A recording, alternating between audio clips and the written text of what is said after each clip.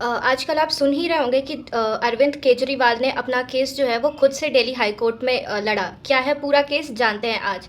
तो दिल्ली जो liquor case चल रहा था या एक्साइज केस भी आप बोल सकते हैं, उसमें क्या ऐसा हुआ कि video clipping Delhi high court की बाहर आ गई, बहुत ज़्यादा वायरल होने लगी। और जस्टिस कौन था उस कोर्ट में? जस्टिस थी जस्टिस स्वर्णकांत शर्मा।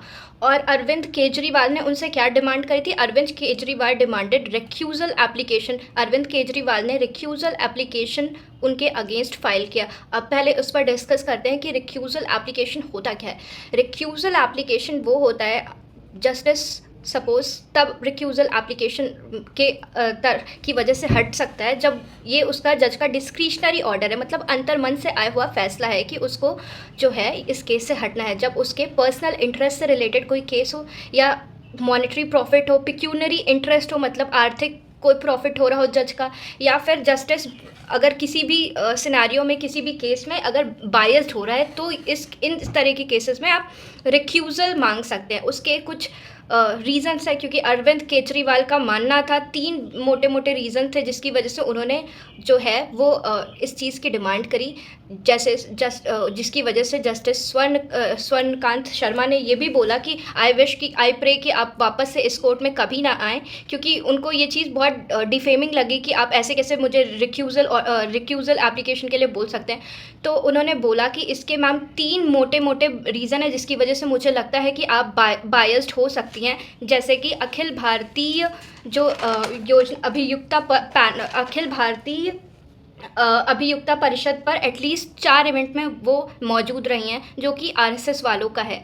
दूसरा रीज़न जो उनके पिछले जो जस्टिस शर्मा के पिछले ट्रैक रिकॉर्ड, जैसे कि उन्होंने जो है वो 5 लिकर स्कैम में बाकी 4-5 लोगों को बेल नहीं दी या फिर कन्विक्ट कर दिया। जैसे कि के कविता को नहीं दिया, केजरीवाल का बेल डिनाई कर दिया, संजय सिंह का बेल डिनाई कर दिया, और बीजेपी के फॉर्मर यूनियन मिनिस्टर दिलीप राय उनका केस का कन्विक्शन ही ख़त्म कर दिया, कि कन्विक्शन पे स्टे लगा दी क्योंकि उनको केस लड़ना था। और तीसरा जो सबसे सॉलिड रीज़न है उसका ये बोला अरविंद केजरीवाल ने कि आपके जो 2 बच्चे हैं, एक बेटा और बेटी, शांभवी शर्मा और ईशान शर्मा, दोनों गवर्नमेंट के इम्पैनलमेंट में पैनल मेंबर्स हैं। सुप्रीम कोर्ट के ग्रुप ए में बेटा है ईशान शर्मा और ग्रुप सी में शांभवी शर्मा, जो कि आपका दिखाता है कि आप जो है सेंट्रल गवर्नमेंट से कहीं ना कहीं बायस्ड होते हैं। और जो आपके अपोजिट अब सीबीआई की तरफ से जो एडवोकेट हैं, सॉलिसिटर जनरल तुषार मेहता, उनको जो आपके बच्चों को जो केसेस है वो तुषार मेहता से मिलता है, तो इसमें आपका पर्सनल इंटरेस्ट हो सकता है। दूसरा ये बोला कि आपका जो बेटी और बेटे का इम्पैनलमेंट डेट है वो सेम है, जैसे कि 11 सितंबर और 21 सितंबर। 11 सितंबर को हाई कोर्ट में दोनों का इम्पैनलमेंट हुआ था और 21 सितंबर को सुप्रीम कोर्ट में। और इम्पैनलमेंट मतलब गवर्नमेंट एडवोकेट, जब सेंट्रल गवर्नमेंट को प्राइवेट एडवोकेट्स हायर करने होते हैं अपने बिहाफ में केसेस लड़वाने के लिए, तो वो जो होते हैं वो इस टाइप के एडवोकेट्स हायर करते हैं। और ये भी दिखाते हैं कि उनको कितने ज़्यादा केसेस एलोकेट किए गए। तो जस्टिस शर्मा के बेटे ईशान शर्मा को supreme court group A panel में पोस्ट किया गया, फिर दिल्ली हाई कोर्ट के सीनियर पैनल में भी लिया गया, डीडी के पैनल में लिया गया, और Delhi state legal service authority के भी पैनल में लिया गया। और बेटी को सुप्रीम कोर्ट के ग्रुप सी पैनल में लिया गया, और जो है